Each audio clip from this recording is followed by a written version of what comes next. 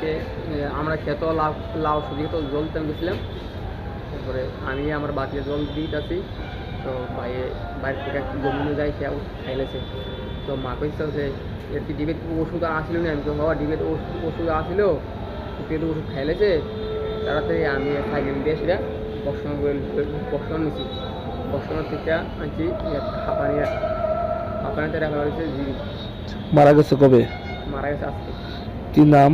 সজল নমক। সজল। নমক। বয়স কত? বয়স 34 বছর। বিয়ে শাদী করছিলি? হ্যাঁ। কি করতো জানে? যুগালি কাজ মানে এই কাজ করতে গিয়ে মানুষের কি কারণে এরকম করছে? এরকম কোনো পারিবারিক কোনো সমস্যা নাই, আমরা করতে পারি না, কোনো সমস্যা নেই। তোমার কি হয়? হ্যাঁ আমার ভাই হয়।